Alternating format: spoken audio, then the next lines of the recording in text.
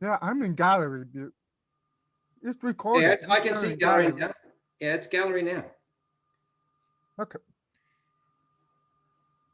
What's up, guys? The Pope. The Pope. What's going on? He's got some suntan. You got some suntan on your face, man. I think it might just because I rubbed my face and now it's just red. Ah, you cut. How are you seeing what we say? Do you got an app or something that translates? We got, whoa, Zoom. I don't know if you realized this, but a month ago, Zoom was like, fuck it. We have to help the deaf people. So they added live captioning. So it's live as we speak. So it took about a couple years until they're like, Jesus, these people are super annoying. Let's just give them what they want, man. So thank you, Zoom. If you're listening, thank you. But it still doesn't translate Australian. You know, they look after the deaf people, but they forget the Aussies. Pricks. Hey, Steven, how was your weekend? I heard you went out to the desert, right? Every weekend you go out to Palm Springs, right? Yeah, I just recovered after all the mushrooms I ate and just finally getting my mind back. No, it was good. Yeah, it was good. I always wish the weekend lasted a little bit longer, but how about you Yeah, guys? I hear you, man. This weekend, I did absolutely nothing, which felt great. It felt fantastic. And then Sunday night, last night, I'm like, okay, that was a mistake. Okay, because the work is just so hard. I'm like, okay, that was a total mistake. Never doing that again. Yeah, I know. It's like that. It's like that never-ending struggle. Yeah. Simon, tell us what you've been up to for the last 10 days. You've been MIA.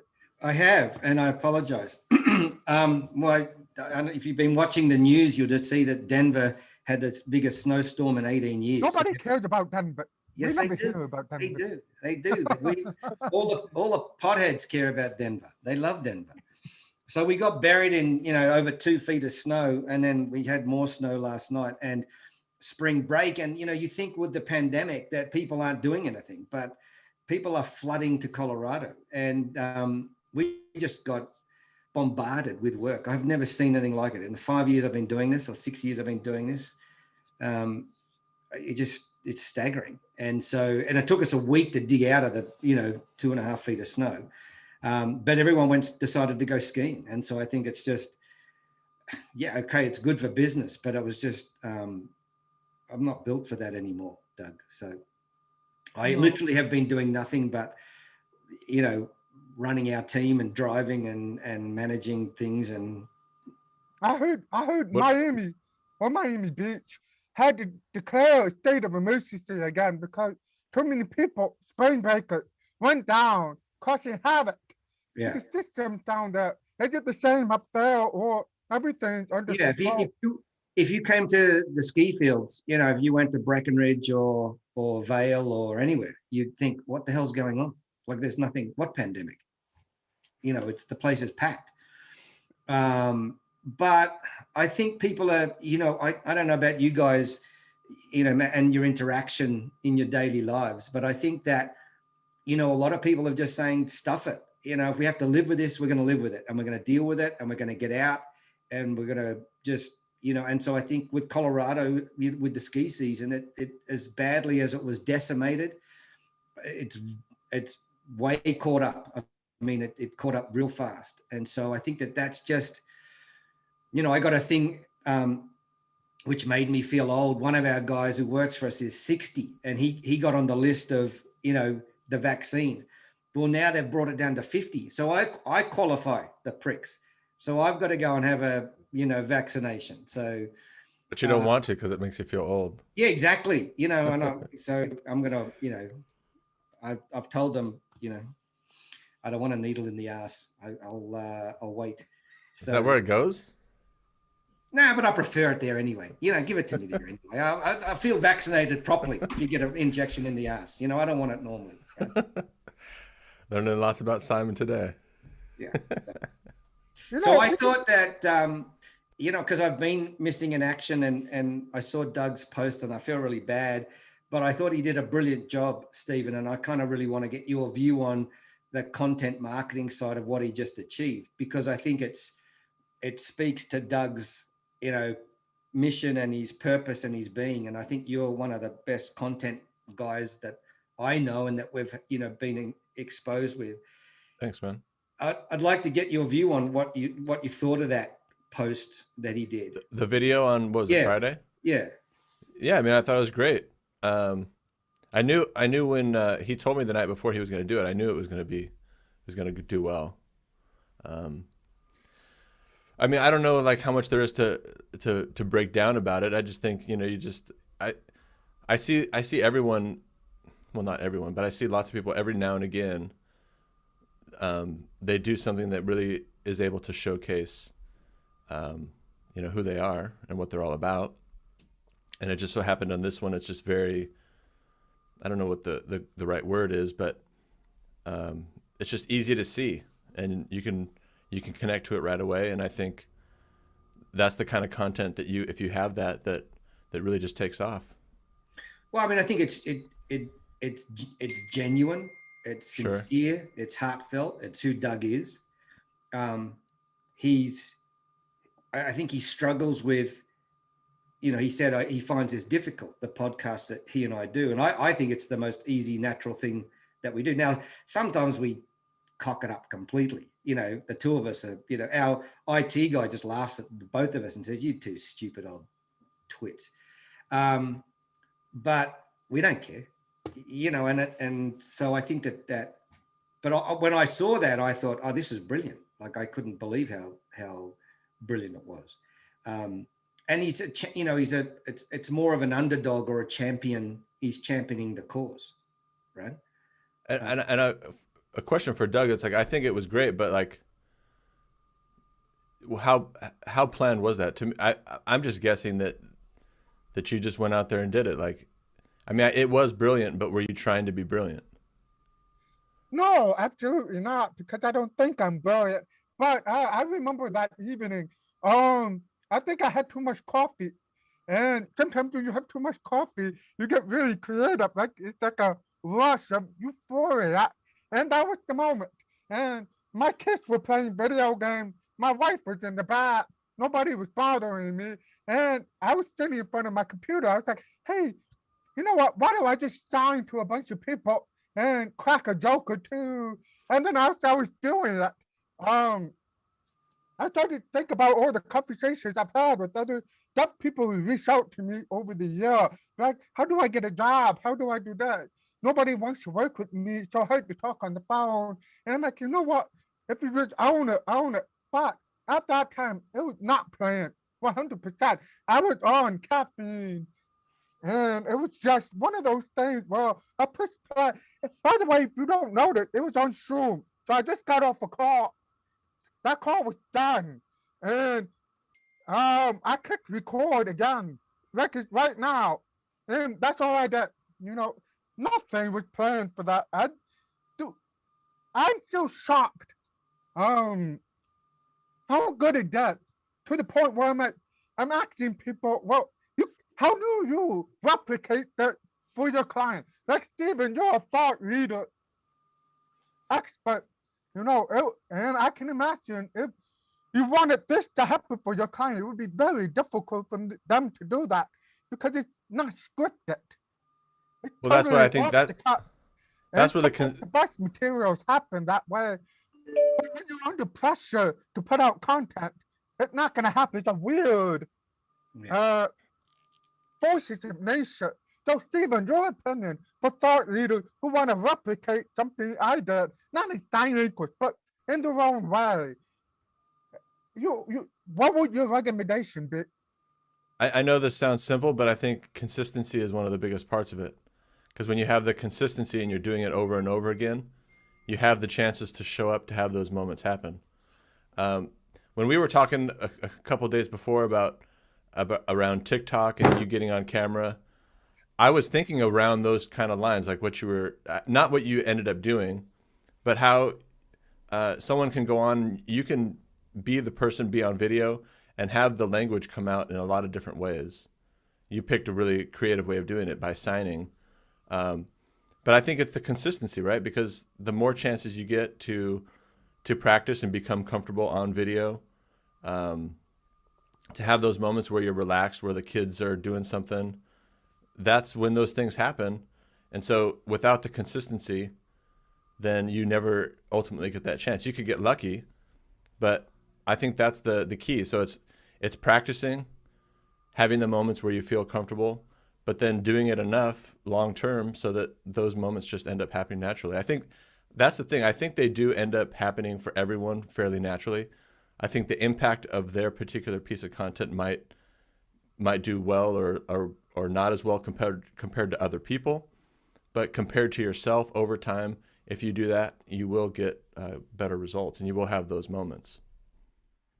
That's a good one. That's a good one. What about you, Simon? If you had to mentor someone to come up with content that resonates with other people, what sort of tips would you give somebody to have that kind of impact? I mean, I think I of course I agree with the Pope, because you know the fastest way you're going to get traction is to find your own rhythm on LinkedIn. Okay, you know, and probably all three of us have done that. To good or bad success, in terms of I'm just not going to deviate from what I do, just like you, Doug, and I think you're right. I mean, I feel bad because I've been, probably off air for 10 days, and holy shit, when I logged into LinkedIn, the thing nearly blew up. I couldn't believe it. I just, oh my God, where am I going to start with this now? But I think that's, you've just got to be yourself and not be intimidated by the success of others in terms of just what you see, because you don't know what's driving that success. You don't know if they got lucky. I mean, you'll often see posts that do remarkably well and then the next one not do well. And I think, as to Stephen's point, being us, the three of us being consistent, or your clients being consistent, I think that's the key. And, I'm in it for the long haul, not the short haul. I mean, shit, I've been on LinkedIn for, since God was a boy. So I'm not really worried about, the trying to get something out of it tomorrow. The dilemma I have, I think, is that I don't look at LinkedIn as something that I have to do to generate business. And from our transportation business, we don't push on LinkedIn at all. And so that the spike in our business of the last couple of weeks was a complete anomaly. We wouldn't, and I know it sounds really arrogant, but we wouldn't want to push any more on social media for work because we couldn't handle it. Like, literally, we got completely overwhelmed. But the consulting thing, sure. I'm on LinkedIn for the long haul. Or the reason that I've hired you guys in the past and work with you is because of, the transition of getting out of transportation. But the problem we have is that transportation has absolutely exploded. And I think that maybe we should talk about this as an opportunity. In every crisis there's opportunity, because in Colorado, there was 1,000 transportation businesses before COVID. Now there's only 200 left. Jeez. Right? That's insane. So the problem is, if you're the only liquor store in a town, you are going to do well. Okay. And so that's the pressure that we have on us as an industry and a business. And we've got a lot of clients that are doing remarkably well in corporate, because their business have boomed. Look at Amazon, look at anything with logistics, look at, that sort of stuff. Look at all of the LinkedIn success that you're seeing: personal coaching, commercial coaching, public speaking.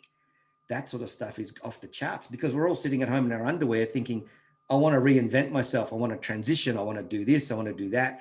And so that's what's remarkable. But there's still in traditional businesses like transportation, like travel, private jet travel has exploded because, the wealthy don't want to mingle with the minions. So they're pushing into their private jets. We're doing private jet transfers every week, right? So we'll have to take you on one, Doug. You'd like it. So. Who wouldn't? By the way, before we move on to another topic, Two people DM'd me this morning and said, "Hey, Doug, did you get any leads from that post?" And I Right. want to be honest, big fat zero. So, and I totally expected that. I did not expect an avalanche of leads Yeah, to happen from that.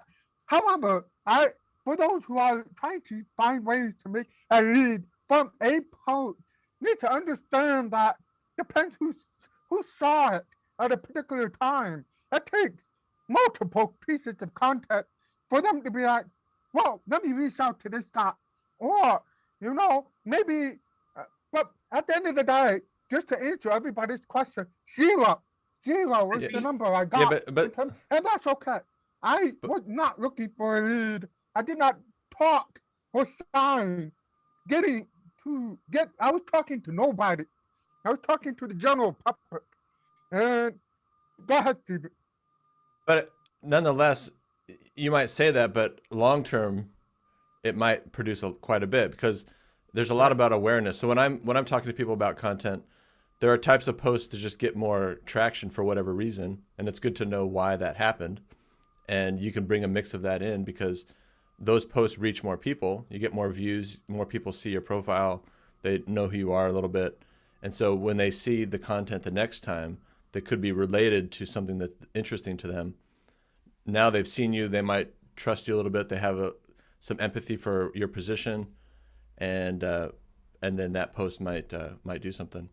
See, Um, I think people mistake the fact that, and I think Doug experiences this more than most because of the business that he's in, is that people say, I want to post something and I want to generate something. Like post and I want to get business, a lead. I want to get a deal, a lead, a sale, blah, blah, blah. But it never works like that.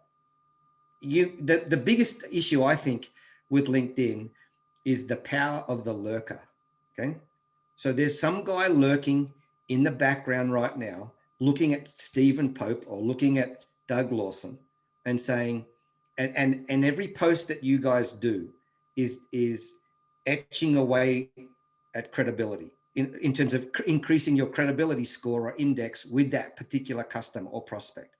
Now, that post of Doug's might be the tipping point that, holy shit, the Deaf Association of the United States might call up Doug and say, we want you to be our spokesperson, right? I mean, he's too ugly to be a spokesperson for anything, but they could, right? But you don't know that because someone's lurking in the background watching your shit every day. They don't even comment, right? And well, so what we see, all three of us, is the 10% of the community on LinkedIn that are watching, participating, engaging. It's the 90% that's the ones that can make a real difference. Because when they engage with you, you won't even see them coming. well, that's an important point too because the people that actually like and comment on your posts, they will distract you from what you actually should be posting about. Right. So you have to post long enough. So we talked about consistency. You have to post long enough so that you get people that DM you or talk to you outside of what happens. Because a lot about what content is learning what people actually want because you never actually know. Because your content does well because of some perspective that you have mixed with the knowledge you have. So nobody can really just, I mean, there's probably some way of doing it, but it'd be really expensive. But there's no way of just like mapping that out for someone. So you have to have that feedback with people outside of who's liking and commenting for you to actually understand why your content is good. Because quite frankly, a lot of people on LinkedIn like and comment on your posts so that you go and do the same thing to theirs. And so like catering to the people that are actually engaging on your content isn't necessarily a very smart idea. Well, yeah, and this sounds terrible to say, but 90% of what's on your feed in terms of your posts and comments is wasting your time, right? Because it's noise. Like if you look at Doug got what 350 likes on his sign language thing, right? But a lot of it was is adulation and go Doug go, the deaf guy, blah blah blah, right? But as he said, business. Truth be told, the whole reason why I took the weekend off because that post actually burned me out. Why? of all the comments I had to respond to, all the DMs that were thanking me, all the reshares of the See that? post. This is the violin. The violin is playing I here. can't hear it. What? I can't hear the violin.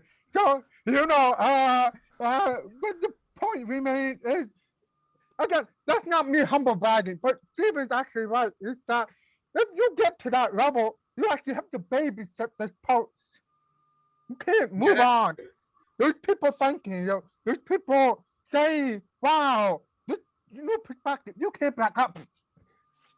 Thanks. Yeah, move on to others. You actually have to interact with people. I personally can't ignore people who comment on my post. It just feels rude. So I like to have good manners and thank them and I agree. remember something about them and give them a comment back, something to that effect. So yeah, it's a lot of work having a very strong post, in my opinion. Doug, the thing I learned from that post is I didn't realize your wife is deaf. Yes. She's completely deaf. She's actually deafer than I am. So her mom, dad, her two brothers, her aunt, her uncle, all that.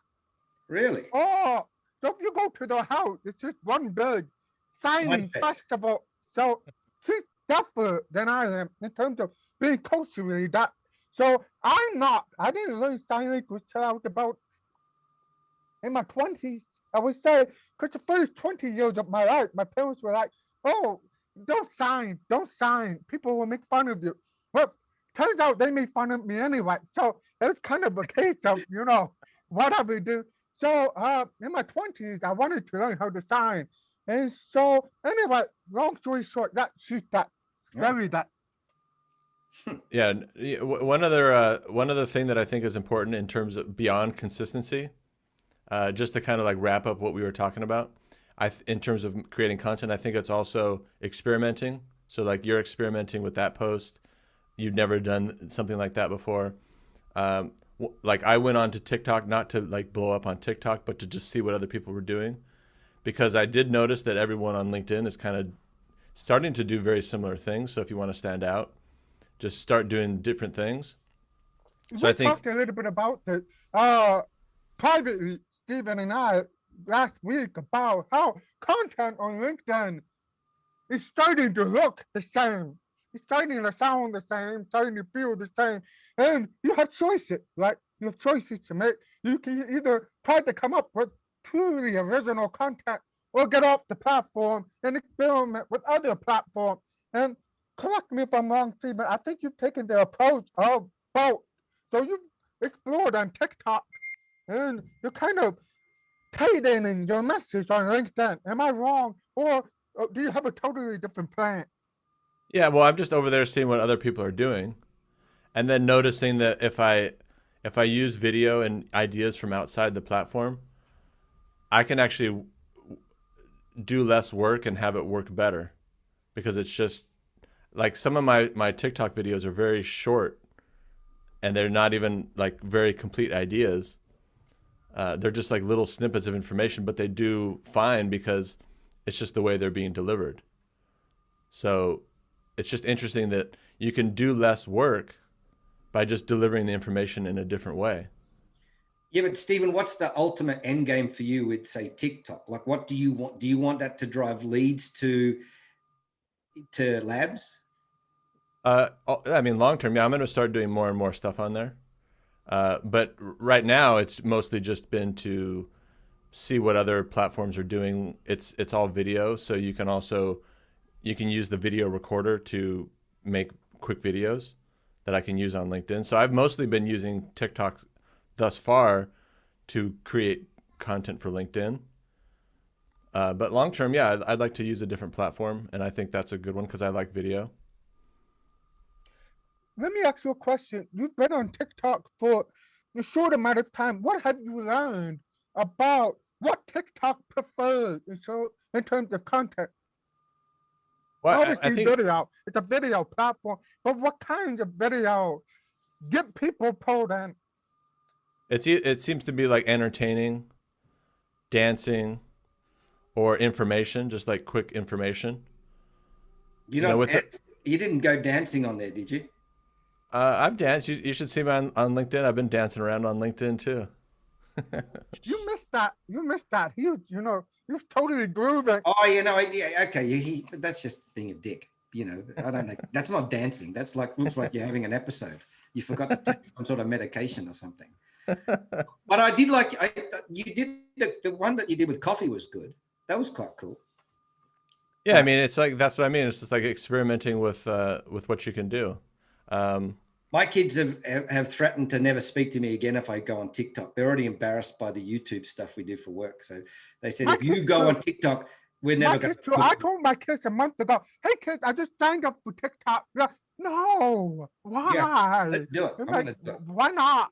But see, all of these preconceptions that people have about what all these platforms are, and like who should be on there, who shouldn't, what are the rules. I think those are good warning signs that you should be on it, because it's the people that kind of break those rules that are able to leverage the platform the way they want. Yeah, but let's take the corporate. Let's just take the boring corporate employee, of which LinkedIn is the bulk of people on LinkedIn are people in corporate jobs and stable and conservative, and they come to you guys and say, well, how do I stand out? And you'll say, well, you need to be creative, you need to be individual, need to be yourself, blah blah blah. And they go and look at some of your stuff. They look at Doug's deaf post, they look at your coffee thing, or you attempting to dance, and they say, I'm never going to do that. And like Gordon Ramsay, he's great on TikTok, and he bounces around his kitchen with his kids and stuff. Now you think he probably doesn't need to be on TikTok in terms of what's his aim out of it. But the average, I think, corporate minion is not going to go take that leap and say, yeah, I'm going to go and because people say, I don't want to embarrass myself. But see, you two have already come to terms with the fact that you're prepared to embarrass yourself. The way I look at it is like, number one, no one's going to be me. So you got to have to find like what you're going to feel comfortable with. But on the flip side, I am trying to like be a little bit of a, agitate. I gotta help you. I gotta push you to some degree to do something different, or to be willing to go deeper with what your thoughts are. I mean, I think that's the trick, is like, yeah, you're not going to do what I do. You're not going to do what Doug does. You really shouldn't copy anybody, but there has to be some way of helping you articulate your thoughts, making you feel confident about your thoughts, making you feel confident about going on video, so that you are willing to explore and do something. I don't think everyone has to do something that embarrasses them, but they do have to show up and put themselves out there and explore what that is for them. But that's the critical point. They have to show up and put themselves out there. 90% of people can't find the courage to actually do that. I don't want to work with those 90% of the people. But that's okay. No, but I agree. But Doug and I talk about this all the time, because we're talking about stuff on a weekly basis, and people will say, and that's why he doesn't have any hair left, because he's ripped it all out. And maybe you've done the same thing, Stephen, because he said it frustrates me because they're not listening to what I'm telling them, in terms of, like, I don't get why they pay Doug to write on LinkedIn for them. Like, see, that to me is just insane. But everybody has. Sorry, go ahead. Sorry. Yeah, but everybody like has their hang up. I mean, people don't listen to other people in general, so that can't be a reason to not try to help them. It's just like. Well, that's called marriage. That's not. I mean, I guess what I would say is that most of the people that I'm working with, they want to do something different. Yeah, no, that's true. It's like they just they need somebody to help them through it. So like they already want to do these things, are kind of burning inside of them. So if someone has that, then there's a way to figure it out. It's going to be different for everybody, but it's like, if somebody doesn't want to stand out, like they literally just have no care to do that, and they're doing fine whatever they're doing, they've got enough business, then there's no reason to change that. I totally agree that, you seem to attract people who already have a burning desire to do something different. Of the 13 clients I have presently, I would say 3 listen to everything I say and do it, or allow me to do it. The other 10, it's almost like a negotiation process. So if you're one of my 10, what's up, guys? How you doing? I'm talking about you. So, hey, no, but for real, I understand there are different places. So those 10, some of them are very scared of crossing problems, of pushing, of rocking the boat, and me having to explain that. You see this feed on your phone. There's literally a million of you. So why would I stop on this post that's yours? What would make me stop? Because what you just gave me to fix is absolutely not going to make me stop growing. Then you have other people who are under pressure from their investors or people they went into business with. They're like, why are you posting about that? Talk about that. And I have to tell them. So do they do any social media marketing? No. Well, how do they know what works and doesn't work? Well, they're in the business. No, they don't do social media marketing. So why would you take advice from somebody who doesn't do social media marketing? But you will pay me for my own experience and expertise. So a lot of them battle with pressure to stand out, because to stand out is dangerous. People are actually going to talk to you. That's how dangerous it is. People find you and talk to you. You might end up upsetting somebody. You might end up, going down a different direction than you previously thought. It's not a safe place to be when you listen to the crowd. Yeah. So if you listen to the crowd, I said that well, you listen to the crowd, it's very safe. If you listen to somebody like Stephen and I, even Simon, it's not a safe place to be. It's very uncomfortable and it's intentional. But, I'm jealous of you, Stephen. You have people who want to work with you, who are ready to do something different. I've got some great people on my roster. I think they all struggle with understanding that social media is about attention. You have to do certain things to get attention. Yeah, I think it's a struggle for everyone, really. But yeah, I do want to work with people that are that want to do something different. But in the end, everyone still is negotiating what's going to work for them. It's like, especially for people that have established businesses that haven't done it before, that's always the hardest, because you don't want to upset what you've already done. So everyone's trying to negotiate these different things. See, I don't care from we have, I don't know if ours is established, but let's call it, it's in its 6th year, the transportation business. I don't care about the status quo. I mean, I don't think we got to where we were because of this, by just being plain vanilla. Okay. So I when I think about that, I don't worry about if Doug says, we're going to do this tomorrow, I would do it. If he says, okay, because we're about to embark on a pretty aggressive email campaign that Doug's driving for us. And I'm just going to. But I suck at math, Simon. Once you teach me the math of your pricing, it's going to take off. Yeah, that was like pulling teeth, Stephen. That was like, oh my God. What were you guys doing? I'm missing something. So Doug's going to do a big email campaign for our transportation business, and we're trying to explain to Doug how the pricing works. It's pretty simple. Like you pay $45 and you get on a shuttle and you go to the airport. Well, Doug, we were trying to explain to Doug how 2 guinea pigs reproduce, right, in the dark. It would have been easier, okay? Because Doug just once I get on a Wednesday when we talk. No. We'll be right. Don't worry, my man. Go ahead, explain what you were gonna do. Well, no, because I don't know. How he said before, he posted the death post when he drank too much caffeine. I'm thinking, holy shit! If the guy got stoned or he was drunk, what would he do then? If caffeine generated that, holy shit! Come over to Colorado and we'll give you some weed cookies and we'll see really what happens, right? So, but I think that's.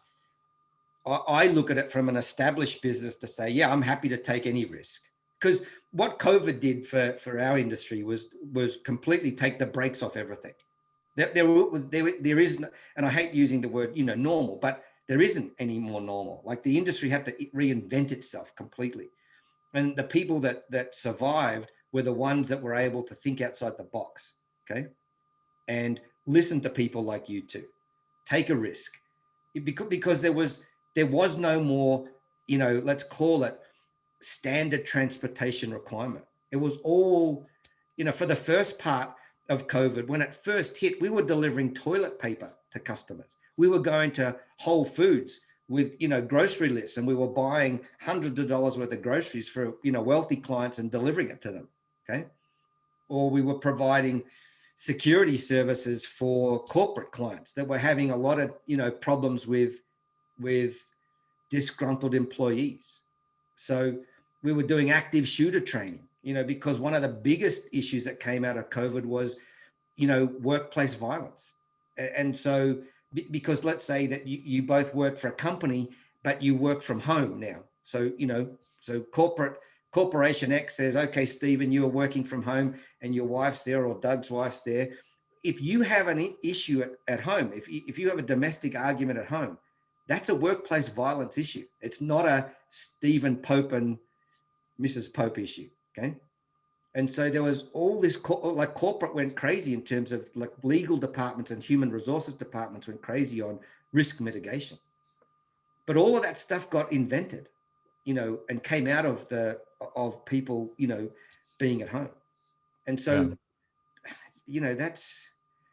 that's what it was for us. And so when I look at it and saying, I'm happy to take any risk virtually on driving the business, I think. No, I think that's fair. I just think with, and maybe it's a little bit different for like a product brand versus like a personal brand or someone that's like a professional. It's just, all it is just, people, they see what everyone else is doing, and that affects what they're willing to do ultimately. Because there are just certain norms that people they feel like they have to fall within. And that's just a hard barrier for people to break. I'm not saying it's right or wrong. I'm just saying it's hard, like take lawyers, for instance. There's a certain way that lawyers feel like they have to present themselves. Okay.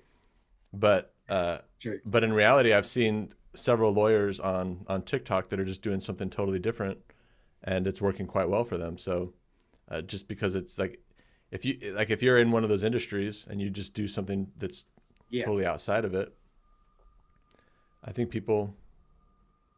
there's going to be that group of people that don't like it, but they wouldn't have liked you anyway. Right. So, I mean, I think I've got a really good lawyer in my network who's really good with video, and he puts it in real layman's language. Now, go back, Doug, to the lurking, comment earlier on, is that we have 3 attorneys at work. I don't need, but if I needed a property attorney, I already got his name in the back of my mind, and I would call him, okay, over the commercial attorneys that we use, or the trademark attorneys that we use, or we have a transportation attorneys that are, specific to our industry. But this guy is a property guy, and I'd call him straight away. But it's like, it's that triggered because of his content, and I see him constantly. It's in my brain, in my whiskey infused brain, okay? And it's still there, and I would call him if I needed it. Or if someone in my network needed one, to say, oh yeah, call him. And I feel bad now because I've forgotten his name, and I'd have to go look at it, but I would find it in 5 minutes. So But the point is, to Jamie's point, is that there's no money in the middle. There is no money in the middle. What do I mean by that? So you've got a spectrum, right? Over here on my right hand, you've got the extreme provocateurs who, like the Burger King tweet that says women belong in kitchen, right? And people lost their minds when they did. But it's a campaign to get women to take up chef roles in the kitchen. But anyway, that's over here. Then you got Super Vanilla. That is, I share articles, or I share a video that somebody else did. And then you have the middle ground, which is, I'm not going to go either way. I'm just going to stay in this comfortable space. And I always try to get clients to think middle right, not all the way over here, just middle right, to the point where somebody can remember you. You have to be memorable. Now, do you need to be a provocateur to be memorable? No. You just need to be center right. And I'm not talking politics, I'm talking about marketing. So center right is a place where you're not pissing off the entire platform, but you are putting your flag in the ground. You have a hill to die on, and people will remember you for what you breathe, what you stand for, what your thought is about a particular topic. And you're flexible enough to interact with any sort of people to have a nice conversation. But at the end of the day, if I need a property attorney, I'm going to remember you because your content is center right. Now, if you're center left, I'm not going to remember you. You're just another name to me on an endless screen of names. It doesn't matter if we're talking TikTok, LinkedIn, website, Reddit. If you're center left, nobody knows you. Center right, which is what I think my content is. My content not provocative. It is just enough personality in there to make you say, okay, dog. Okay, yeah, dog. So I'm on your mind. So anyway, thought leadership, Stephen, that's your area. Let's go back to that. How do you get thought leaders to stand out in a crowded market? Well, I think at first it starts off with just like visual, like in terms of like social media, like in the feed, like how do you actually make that piece of content stand out and grab attention?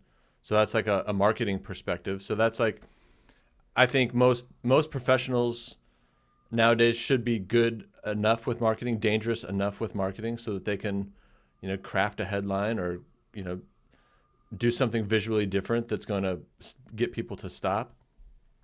And then I think it's as simple as being able to articulate your thoughts really well, and just being able to go into the future, identify risks and opportunities, and bring those back to people and articulate them in such a way that it creates a tension that needs to be resolved. And I think that's the key. So it's number one, grabbing attention, articulating value really well, and then building, a sense of community or an audience around these ideas that people can continue to engage with over time. What are you doing? You're looking at Tinder or something. Yes, I'm putting a dating profile up for you too. No, I'm gonna post this on LinkedIn. I'm trying to be all over the place. I'm on top of my game here. Sorry to interrupt you, Mr. Pope. No worries. So, I mean, I think that's it. That's it in a nutshell. It's like, I think implementing something over time is, it varies for anybody, but it's grabbing attention, articulating value, and, creating a sense of like community or there's some sort of organization around these ideas that can start to spread on their own. Let me ask you, I've got a question for both of you because you've both got clients. Okay. So, you have, let's call it 10, 12, 20, whatever that number is. Have you thought about firing the bottom 10%? Well, I'll tell you this. Like that publicly, Simon.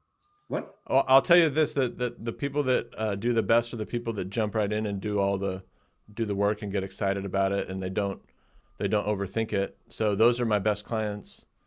The ones that like turn marketing into like a theoretical exercise. They really enjoy thinking about it, which I do too. So I can fall into that category myself because I do enjoy the kind of like the science behind it. Well, you're an engineer, that's why. But I think that I definitely noticed that the people that do that get the best results. I think all of my clients right now want to do it.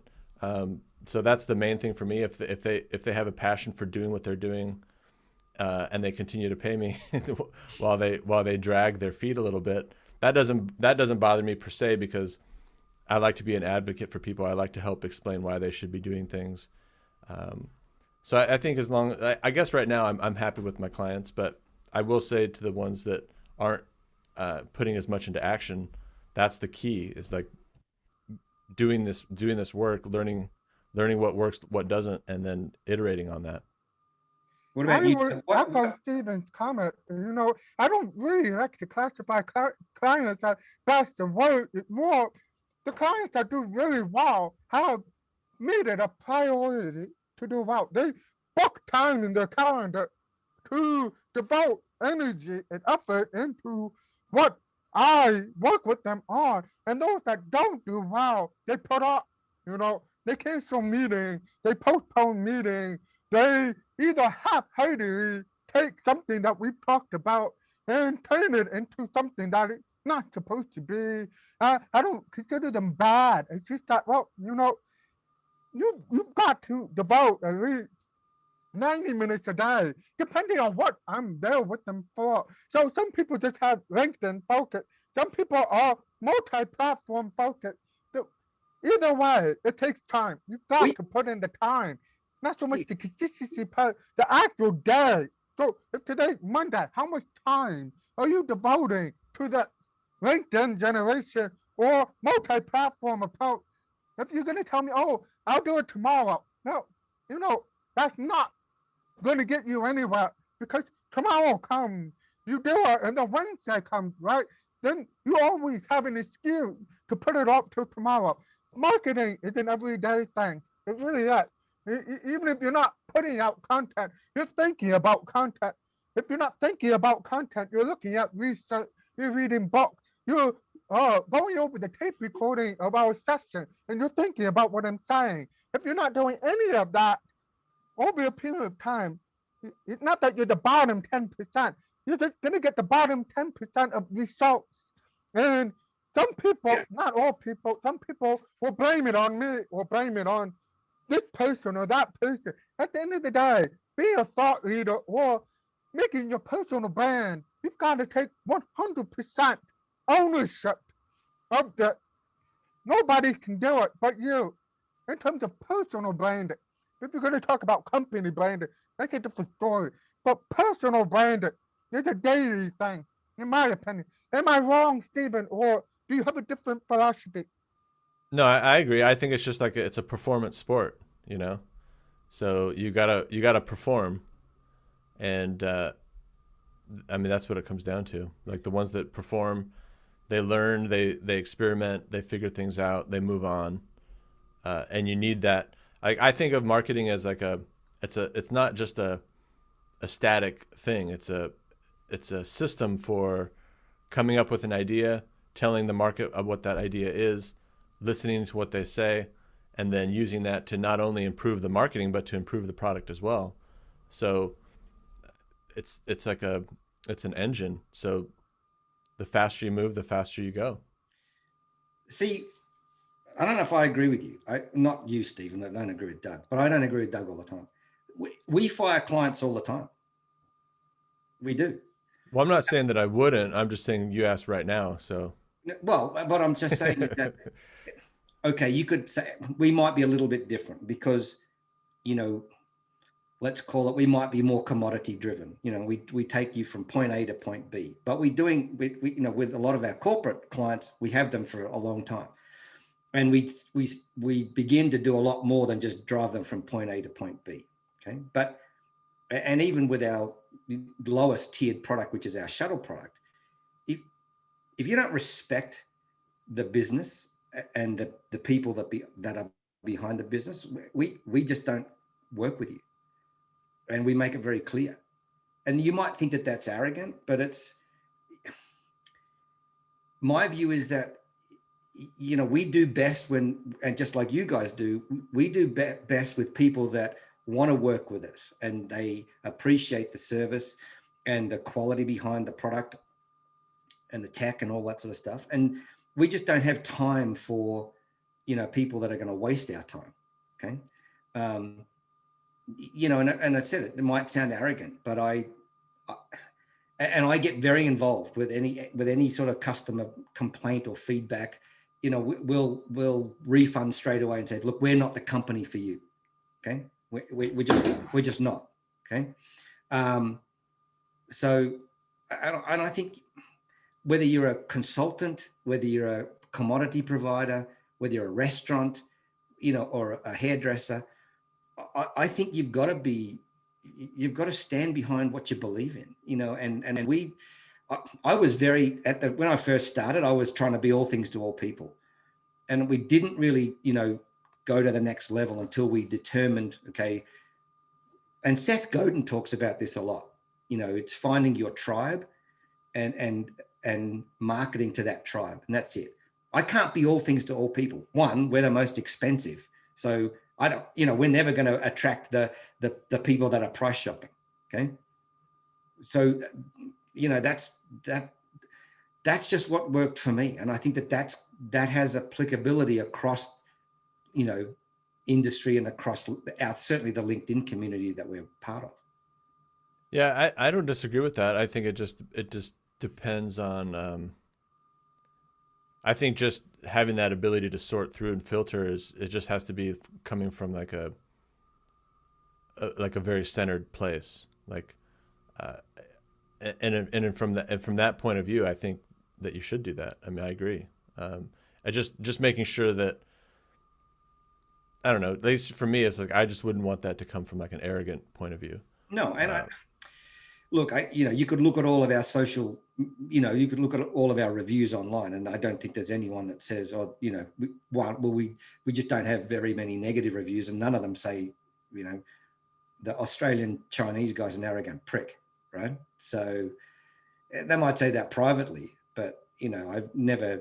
We are fiercely protective of our digital reputation, so we use some technology that looks at all the reviews, and I respond to every review. Like if anybody's got an issue, and we try and cut it off at the pass before it actually hits, Yelp or Google or wherever or Facebook, so because I think the coaching business, by the way, I've only been in the coaching business for a year. So the last 8 years, I've been in the commodity business. I really think it's a commodity business. When you do marketing for other people, they're paying you for the copy, for the design. That's a commodity. And I fired clients because it's very difficult to work with. Some of the micromanagers, people keep twisting, turning, blaming. That's different. But I find it really hard in the coaching business, which again, I've only been in it for a year based on demand. So I never went on LinkedIn to go coach people. I went on LinkedIn to continue to find bigger, better companies to work for. And COVID happened, and I think a lot of people got laid off, and so they're looking for coaches that can help them write better copy, run a better content game for their small side hustle or whatever the case may be. So people kept DMing me to say, "Hey, Doug, can you coach me?" I'm like, "Sure, why not? Yeah, well, you need coaching. What? Oh, I want to write like you. Oh, sure. Why don't we book an hour? Okay, how much is it going to cost? That 300. By the way, not 300 anymore, but it started out that way. Anyway, when you start working with them, it's very hard to fire them because, you start a relationship with them and, they really want to do good. But at the end of the day, their business, their home life probably overtakes the amount of time it takes to actually make content work. I think people don't realize how much time it takes to make content work.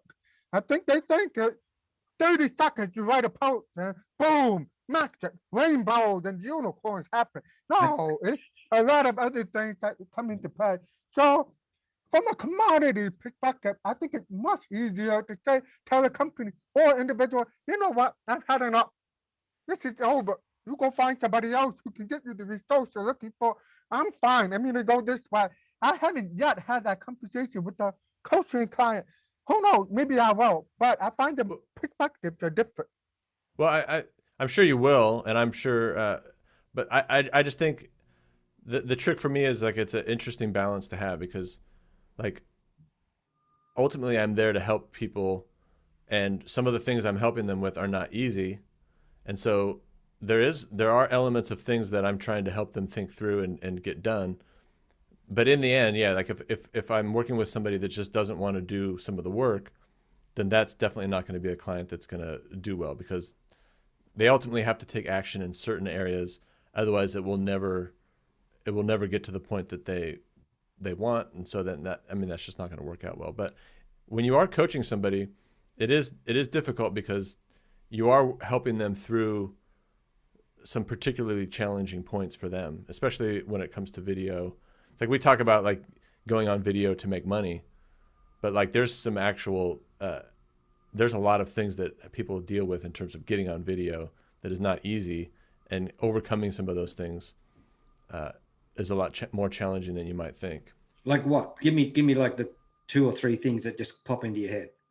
Well, I mean, just like even for myself, people are just terrified to turn the camera on. Why?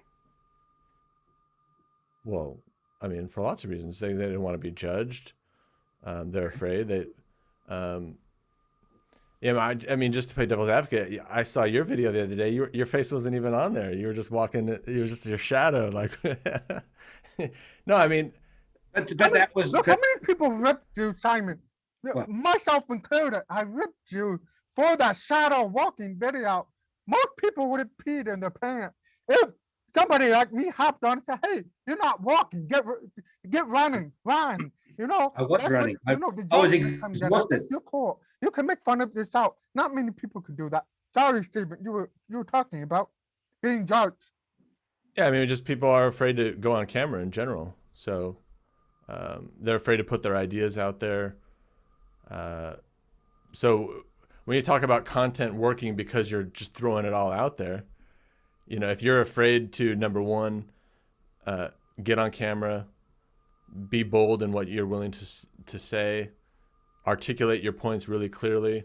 I mean, there's a large bridge to gap there. But I think it's baby steps, right? I think you both are really good at working with clients and getting them to take baby steps. So, for example, podcasting is baby steps. If you just say, "Hey, Doug and I want to start chatting," and the 2 of us chat and we record it, and then we look at it and say, "You know what? It's not that bad. Give it a crack. We'll just post it, see what happens," right? Well, exactly. Well, there's baby steps, and then there's also just giving people techniques that allow them to do the things easier. So like if you spend a little time and write a little script, not necessarily that you have to say word for word, but if you know how to write a script out or to articulate your points, just like when I was in college, they teach you how to write a topic sentence when you write an essay, and then overnight your essays go from like crappy to really good just because you put in a topic sentence. It's the same thing with content. You can make a really bad video 20 times better with just a little bit of advice. So it's baby steps, but also just teaching people these processes really that they can go through that just accelerate that their ability to feel confident. Because what I'll tell you this, a lot of the time people are not confident to go on camera because they're actually just not comfortable articulating their point. So they don't feel like the point is going to have a lot of value to it. So that keeps them from doing it. So if you show them a way to write so that they feel strong about their idea, they'll be much more likely to go on camera and talk about it because now they feel like it's gonna do well. So if you teach them, number one, stop thinking about yourself and think about the person you're trying to help, and then articulate that point really well, they'll still fluctuate between being scared and not scared, but they'll be a lot more likely to push it out there because they feel confident in what they're about to actually say, and they're thinking about someone else and not themselves. And therefore now it's a lot easier just to turn that record button on and go for it. I was just thinking, shit, Doug, imagine how good ours would be if we actually wrote a script and stuck to it. I've never wrote a script and stuck to it. I'm always going off on tangents. And you mean like on your podcast? Yeah. Having a script? Yeah. Well, you don't need one I don't know if you need one for your podcast, but just like when people sit down and write those like 30-second videos. All right. Okay. Yeah. And I think the last point I want to make to add to Stephen's point about helping people come up with the topic sentence. By just doing that, you can create a great essay. I think people, in terms of content, not just LinkedIn, TikTok, or if you want to go on Facebook, or if you want to go on Reddit, it's not a one-time deal. You've got to do it 300 times a year. 300 pieces of content a year minimum.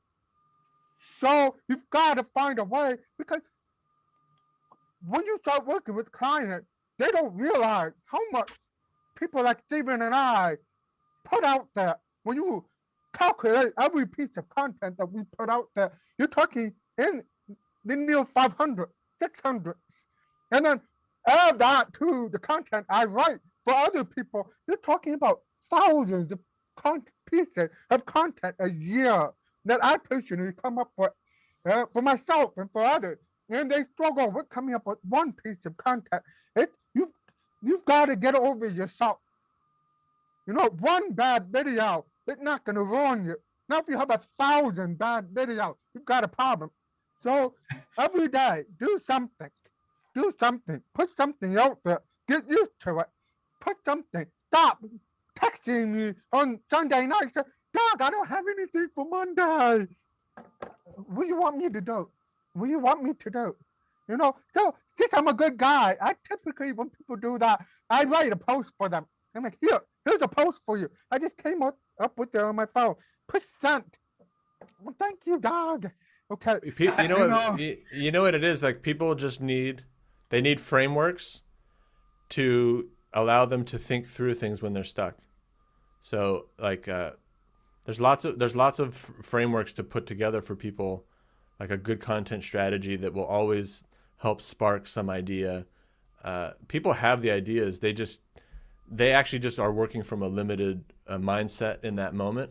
Could be a million different things that are keeping them from having that creative moment. It could be their kids. They could have had a cranky day. They could have a lot to do tomorrow. The reality is, it's not that you don't have ideas. It's just that you don't have access to it, and you don't have a framework to kind of creatively open that back up when you're stuck. I totally agree. You need to find a creative space or framework to block out, Kiss having a bad day, you arguing with your wife, or like Simon when he just stood up on a Tinder date. You need to find a way to break through.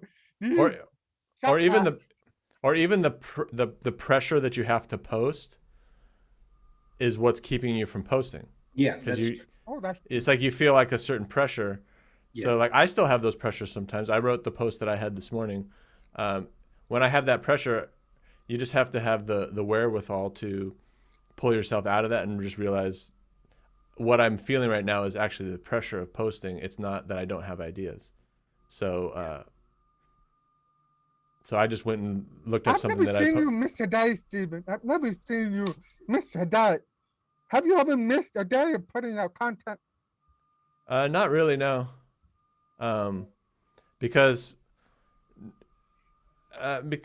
mostly because I made a commitment to myself, and that at a certain point I realized that I can repost things, I can tweak things and repost them.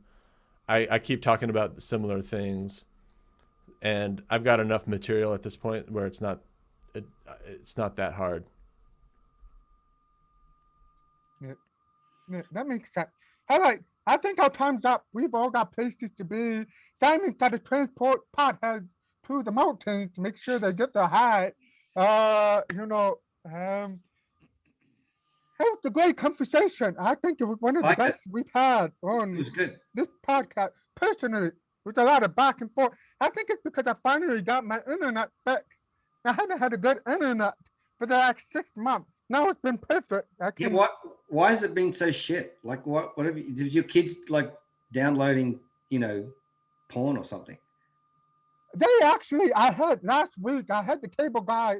I told the company, because I keep having cable people come over to fix the Wi-Fi, and they say, yeah, it's fixed, and they go away. And the next day I get on a meeting, poof, it goes away. So finally I told them, bring me the supervisor. I want the supervisor Oh, in yeah. my house. Yeah, they brought the I supervisor. over. don't want another cable guy. I want the supervisor. So the supervisor came 2 Saturdays ago. Said, Doug, your entire wiring in your entire house is wrong. They took out all the wiring and reinstalled it. Now you've got this beautiful piece of technology that never crashes on me. So yeah, I feel more confident now. Yeah, You think that- I've learned that a long time ago with the cable guy. You always have to like those people that come out. They could give a shit whether your internet works or not. Just ask a teenager to fix it. Go buy the biggest freaking wireless router you can and say, here, you fix it. Done. That's what they did. Here's the router. Here's the router. Okay, what do you want me to do with the router? Well, you plug it into your wall. Okay, I plugged it into my wall. Why do I have 6 routers? Because every cable guy that comes says, here's another router. I'm Yeah, like, I have 6 routers talking to each other. Bring me the supervisor. Yeah. Get him here. I want to talk to him. Good. Well, good. All right, boys. Well, it's good All to right, talk guys. to you both. Thanks for your time, Stephen. Doug. Yeah, I'll thanks, talk to guys. you I'll see later. you. I'll All see right. you. Take it easy, Steven. Yeah, see you guys. All right, that was fantastic. Bravo. I love your. That's what a guy used to do on TV in Australia every night. Oh yeah, really. A talk show host, he would say, I love your faces every night. Oh, okay. That's what he would sign off. So I need to learn signs so I can impress girls. I'll help you out there. Yeah, good. I need all the help I can get. You know, go like this. Go like this. That? Me wanna fuck. Yeah, do that one. I'll do that one. Yeah, get to it. You know, that's what we do. All right, man. We'll talk on Wednesday. Yeah, we'll do that. We'll try to get this email thing started up. I'll I'm figure back. out the math of it. I don't know what was confusing me. It was just, But I'm glad we didn't send it out soon because we would have got swamped. you would have been bombarded. Yeah, It's it's trouble. yeah. So okay. So whatever we come up with, let's plan it for April. Fuck off. Yeah. You know- Is that fuck off in is that how you say fuck off? Fuck off. Fuck off. All right, man. Take it easy. We'll talk Wednesday, okay? I'll talk to Connor about the clips. Fuck out of here, dude. See ya.